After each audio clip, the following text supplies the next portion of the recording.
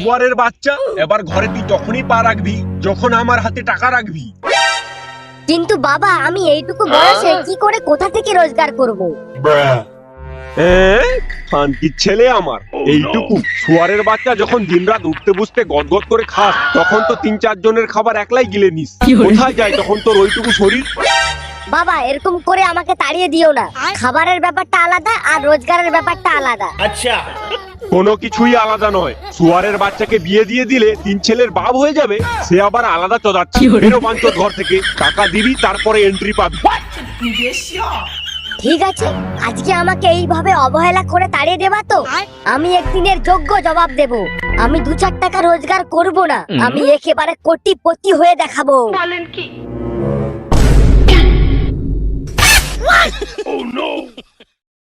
আগে নিজে কোটিপতি হই, তারপর ওই বাপকে রোডপতি করব। শালা উঠতে বসতে শুধু খাবারের খোঁটা দেওয়া, দেখাচ্ছি মজা। শুনুন শুনুন শুনুন, একটি দারুণ খুশির খবর রয়েছে। আমাদের গ্রামে একটি নতুন বৈজ্ঞানিক এসেছেন, যার কাছে নানান ধরনের নিত্য নতুন কারিগরি রয়েছে, যেটি আগামীকাল প্রত্যেকটি গ্রামের মানুষের সামনে প্রদর্শিত হবে। আপনারা প্রত্যেকেই সেখানে একত্রিত হবেন। তবে দয়া করে কেউ হুড়োহুড়ি করবেন না। যদি হুড়োহুড়ির চক্করে কারোর বিচির ক্ষেত্রে গিয়ে মৃত্যু হয়ে গিয়ে থাকে, তাহলে তার জন্য আমরা দায়ী নই। তাই নিজেদের বিচির দায়িত্ব নিজেরাই নিন। শুনুন শুনুন শুনুন। বিজ্ঞানী, ব্যাপারটা একটু খুঁটিয়ে দেখতে হচ্ছে তো।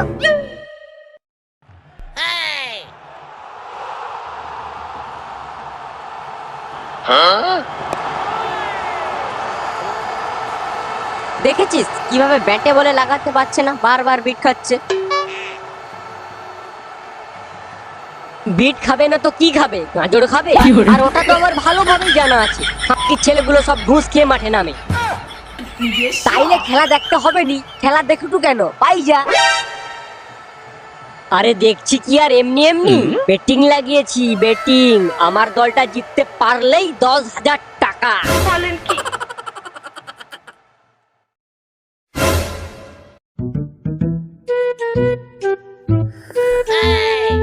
আচ্ছা কাকা, এই বিজ্ঞানীটা কোথায় এসে উঠেছে গো? আরে ওই তো গ্রামের দক্ষিণ দিকে তাঁবু খাটানো রয়েছে না, ওইখানে মালটা রয়েছে। আচ্ছা বেশ। আচ্ছা কাকা, তোমার এই চা আর সিগারেটের দামটা বাকি রইলো, খাতায় লিখে নাও, পরে দিয়ে যাবো।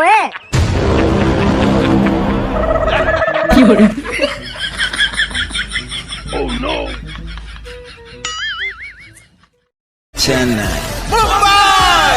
Hey! I'm going to win a car from 1xBet.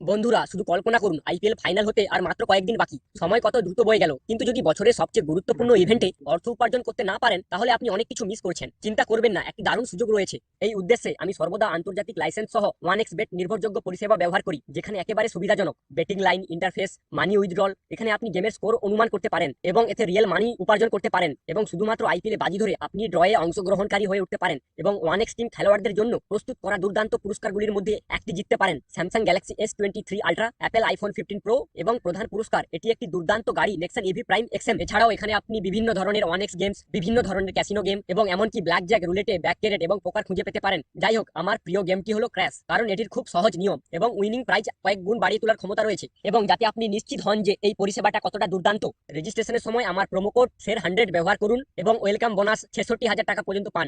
Link এবং কোড কমেন্ট বক্সে পিন করা আছে। শোন, এই এতগুলো এক্সপেরিমেন্টের মধ্যে এই ঘড়িটা কিন্তু খুবই মারাত্মক, একটু খেয়ালে খেয়ালে রাখিস। আরে ও নিয়ে আপনি কোনো চিন্তা করবেন না। হাতের মাসুলটা দেখছেন তো? তোর হাতের মাসুল দেখে আমার কি হবে? লেওড়া যখন চুরি হওয়ার তখন ঠিক চুরি হয়েই যাবে। আবারও বলছি, এই ঘড়িটাকে একটু সামলে রাখবি। কিন্তু এই ঘড়িটার মধ্যে আছে কি? এই ঘড়িটার মাধ্যমে তুই অতীতে যেতে পারবি, আবার বর্তমান টাইমে ফিরে আসতে পারবি। কিন্তু মোদ্দা কথা হচ্ছে এর এখন এক্সপেরিমেন্ট করা হয়নি, তাই এটা ভুলবশত কেউ যদি ইউজ করে ফেলে তাহলে বিরাট বড় তার কোনো ক্ষতি হয়ে যেতেও পারে। বিজ্ঞানী যে এত বড় জিনিস আবিষ্কার করে ফেলবে সেটা তো আগে কখনো ভাবিনি। যাই হোক, এখানে আসার একটা ফল তো পাওয়া গেল। এবার এই ঘড়িটাকে চুরি করে আমি রাতারাতি বড় লোক হয়ে যাব।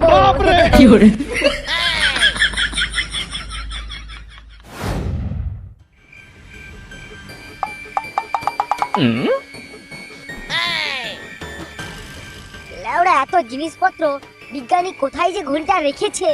এই তো পেয়েছি ঘড়িটা।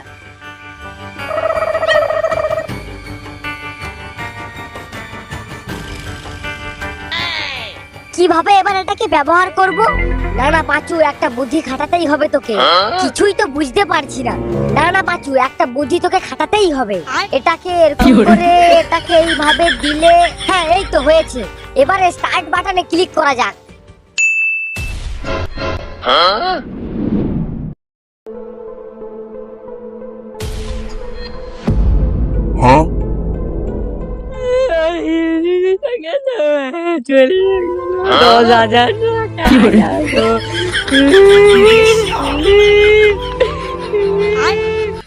কি রে, কি হলো? এরকম করে কাঁদছিস কেন? বেদুয়াটা আইপিএলে যত টাকা বেট লাগাইছিল সব টাকা ফুটিয়েছে। এই মন্টু, তুই কার কাছ থেকে ব্যাটিং করেছিলিস তাকে একটা কল লাগাতো। কেন?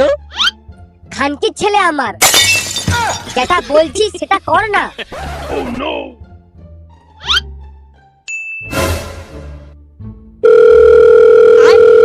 হ্যালো, আমি পাঁচু বলছি। হ্যাঁ, বেটিং এর জন্য কল করেছিলাম। না ওসব 10,000 20,000 আমার পোষাবে না। ওই 10 লাখ টাকার মতো করে দিন। হ্যাঁ, আমি জানি জিততে পারলে 20 লাখ টাকা পাবো। হ্যাঁ, চেন্নাইতে লাগিয়ে দিন।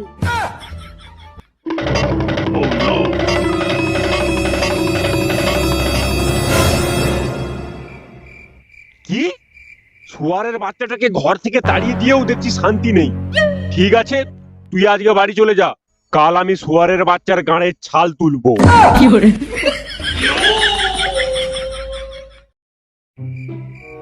তোকে বাঞ্চোত কত করে বলেছি ঘড়িটাকে চোখে চোখে রাখবি। আরে আমি তো চোখে চোখেই রেখেছিলাম। চোখে চোখে রেখেছিলিস, তাহলে ঘড়িটা কি পদ মারাতে চলে গেল? আমার মনে হয় কাল যখন তুমি গ্রামে খেলা প্রদর্শনীতে গিয়েছিলে তখনই কেউ তাঁবুতে ঢুকে ঘড়িটা চুরি করেছে। তখন তাহলে তুই কোথায় ছিলিস? আরে জামাই বাবু, তোমাকে বলেছিলাম না এই গ্রামে আমার একটা একটা মাল রয়েছিল, তাই তার একটু খবর নিতে গিয়েছিলাম আর কি। তোর এই চোদনা অভ্যেস কবে যাবে বলতো?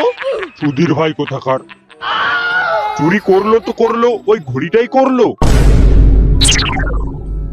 আমার তো সন্দেহ হয় তুই চুরি করেছিস। তুই আমার বউয়ের ভাই হোস, তাই তোকে কিছু বলতে পারছি না। ঠিক আছে, কাল সকালবেলা রেডি থাকবি।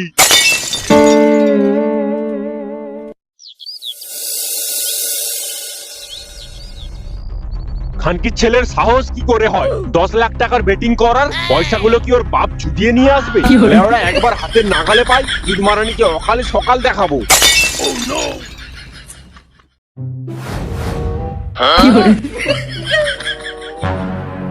ওই লোকটার কথা মোটেও স্বাভাবিক বলে মনে হলো না।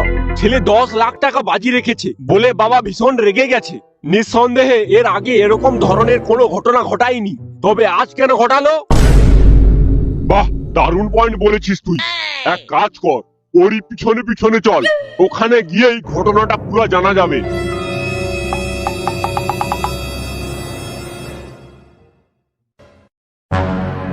সত্যি ভাই, এইভাবে আমরা রাতারাতি বড়লোক হয়ে যাব ভাবতেও পারছি না। হ্যাঁ, ঠিকই কইছু, সবই পাঁচুর খেলা। মালটার ভাগ্য আছে কইতে হবে। শুয়ারের বাচ্চা, 10 লাখ টাকা বেটিং করে তুই এখানে মাল খাচ্ছিস। আজকে তোরই একদিন কি আমারই একদিন। আরে বাবা, শোনো না কি বলছি, কথাটা শোনো। আরে বাবা, লাগছে বাবা।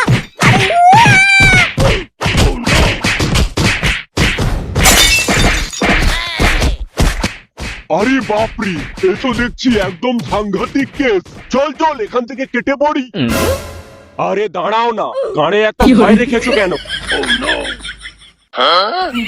খানকির ছেলে, অতগুলো টাকা বেটিং রেখেছিস কাকে জিজ্ঞাসা করে? এবারে অত টাকা কে দেবে? লেওড়া, সবকিছু না শুনেই এটা তুমি কি করলে? হ্যাঁ কাকু, তুমি যেটা নিয়ে ভয় পাচ্ছো ঠিক তার উল্টোটা হয়েছে। মানে পাঁচু 10 লাখ টাকা লাগিয়ে 20 লাখ টাকা জিতেছে। বলিস কি? কি করে হলো এসব? লেওড়া, সবকিছু এখন শেষ করে দিয়ে এখন জিজ্ঞাসা করছো কি করে হলো? পাড়ার বালে যে আমার। আরে পাঁচু, ওরকম মানুষ মাত্রই ভুল হয়। তুই আজকে আবার একবার লাগিয়ে কাকুকে দেখিয়ে দে যে তুই কিরকম ভাবে জিতেছিলিস। পাড়ার বাল কি করে জিতবো? লেওড়া, যে ঘড়িটার জন্য আমি জিতেছি সেই ঘড়িটারই তো পুরো গাড় মেরে দিয়েছে। মানে মানে মানে আর কিছুই নয়। কাল যখন বিজ্ঞানী ওই গ্রামের মানুষদের সামনে প্রদর্শনী দেখাতে গিয়েছিল, তখন আমি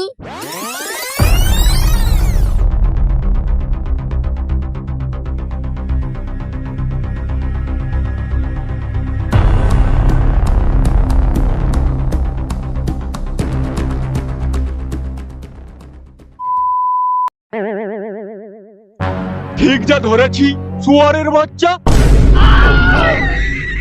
ঘড়ির তো পুরো গাড় মেরে দিয়েছিস। চাইলে এরকম একটা ঘড়ি আবার তৈরি করতে পারবো, কিন্তু তুই চুদির ভাই আমার এতদিনের পরিশ্রম একেবারে জলে মিশিয়ে দিলি। এর শাস্তি তো তোকে পেতেই হবে। আমি কি করলাম? সবই তো বাবা করলো। বাবা এসে যদি আমাকে না মারতো তাহলে এরকম হতোই না। তোরা সব চুদির ভাই দোষী। তুই না জিনিসটা চুরি করে আনতিস, আর না আজকে ভেঙে যেত। এই তুই হাঁ করে কি দেখছিস? এলা খানকি ছেলেগুলোকে। এই শরীর নিয়ে মারলে আর কিছু থাকবে না কাকু। কি থাকবে আর কি থাকবে না সেটা আমি বুঝে নেব। খানকির ছেলে, আমাদের জিনিস চুরি করা।